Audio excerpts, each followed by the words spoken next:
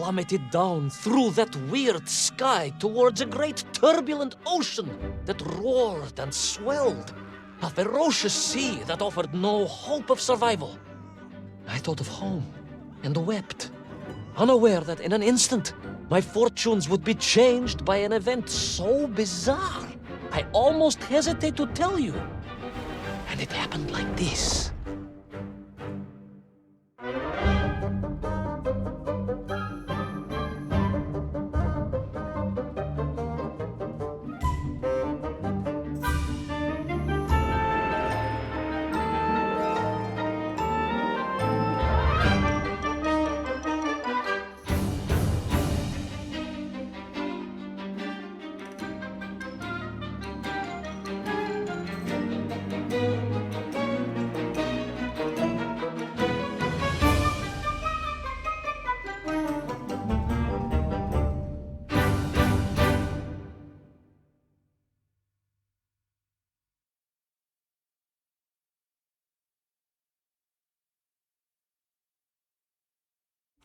A giant whale? It was huge, General. You were swallowed by a giant whale. Yes, General. You look remarkably well for a man who was swallowed by a whale. I am blessed with a strong constitution, General.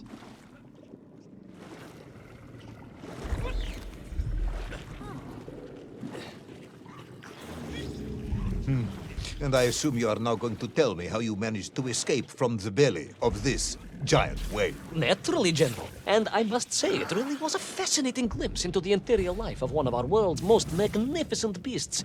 I consider myself a wiser man after this experience.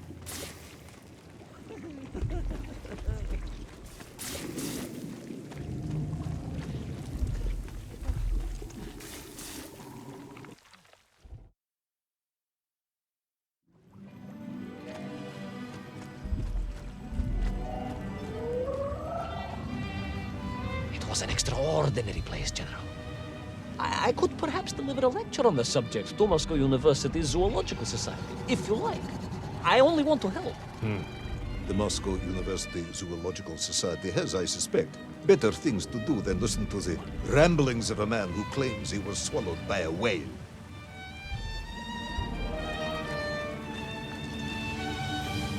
It is a shame, General. People can be so closed-minded. I, on the other hand, have little choice but to hear you out. For your own sake, Ivan Ivanovich, I must urge you to be brief. Absolutely, General. I will tell you directly of my miraculous escape from the belly of the whale. You simply won't believe what happened next. That is becoming a dangerously overused phrase, comrade.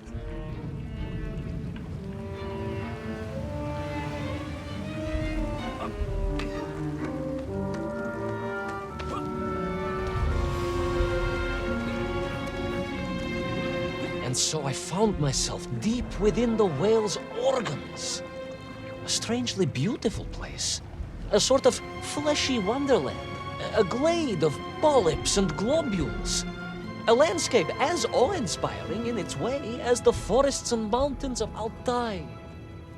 Oh, my home, General, that I yearned and longed for and only hoped, as I hope now, that I might one day see again. I think we're all longing for home at this point. Oh, with warm slippers, a mug of steaming Sbitzin, and a roaring fire. Not far from home, trapped inside a monstrous fish with only the strange and evil-looking worms that infested its gut for company. With only one's dedication to one's country and mission to keep one from falling into despair. But no, General, I could not. I had to escape, to find little Orpheus and my way back to the surface and home.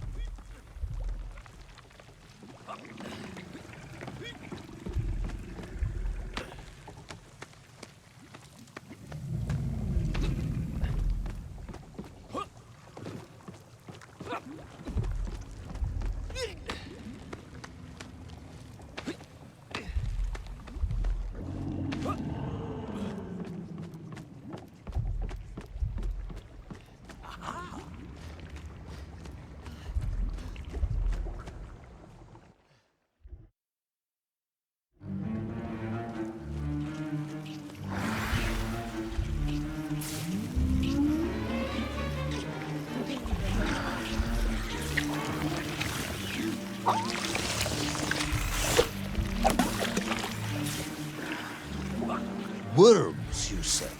Living inside the whale? Oh, they were horrid things, those worms, General. And most unwelcome, I would say. Parasites. But I didn't know just how rampant their infestation was, nor of the tremendous sizes they could grow to.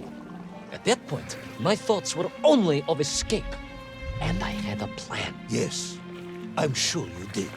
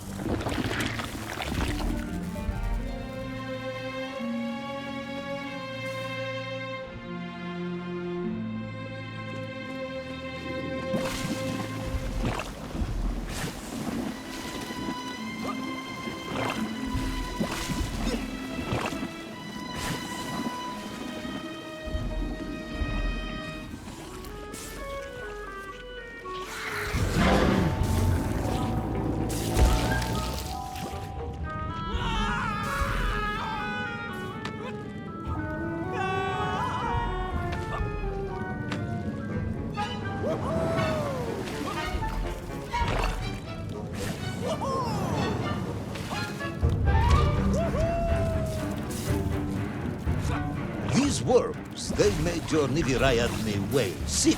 Wherever they attached themselves, the flesh began to turn gray and die. It was a truly distressing sight. And I resolved myself to assist the whale by removing the leeches wherever I could find them during my escape.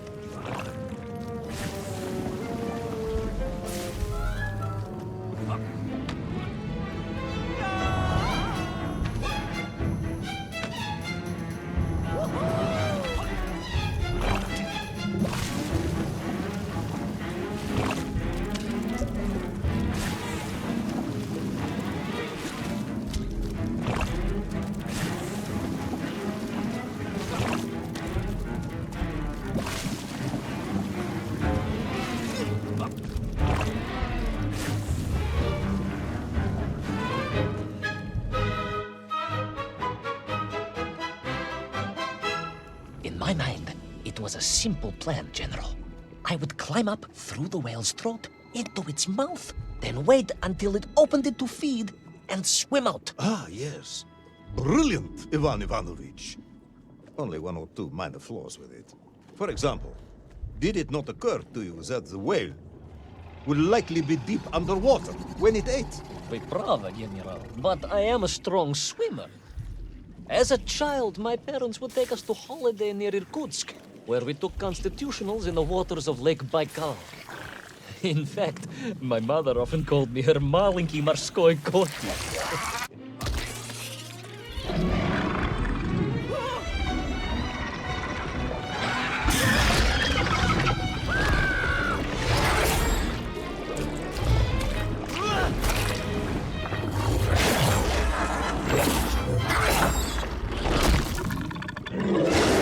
A giant worm for a giant whale, huh? At the risk of repeating myself, it was huge, General. The Moscow University Zoological Society may be interested after all. Let us take a moment, Ivan Ivanovich. Your ridiculous plan to escape through the mouth of the whale failing, You would now have me believe you had embarked on some misguided crusade to free it of the worm infestation. To what end, exactly? When one suffers, we all suffer, General.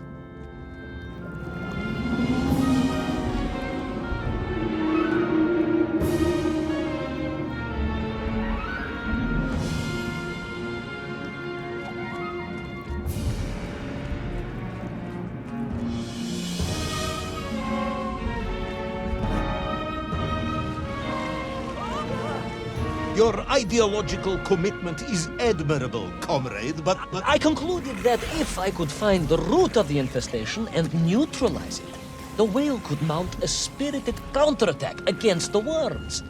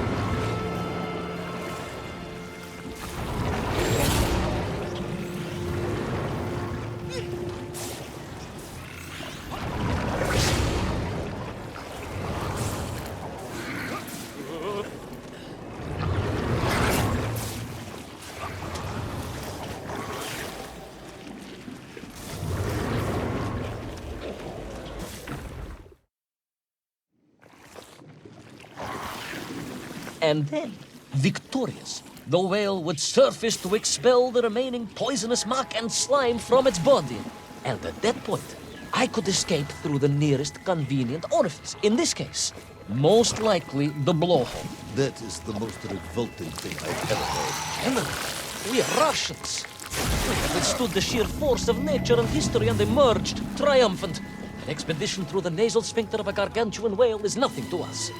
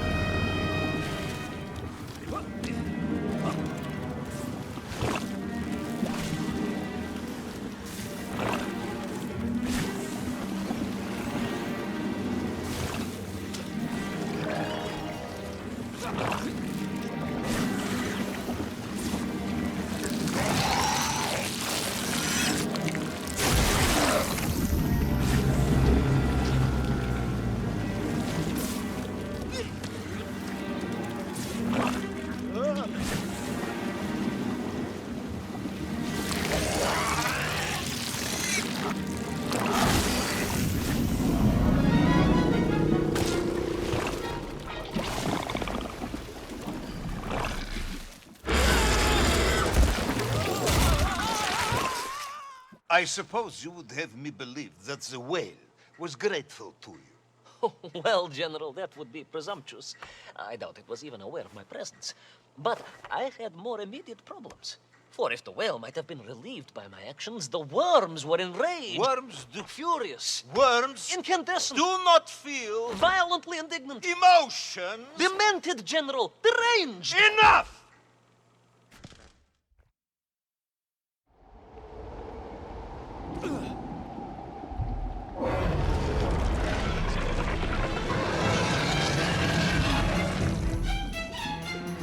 Where is little Orpheus? Where is my bomb? Unless you are trying to tell me the whale swallowed that as well. No, it did not, General. That would be absurd. No, Ivan Ivanovich, you are absurd. Your story is absurd. This whole ridiculous fairy tale is absurd.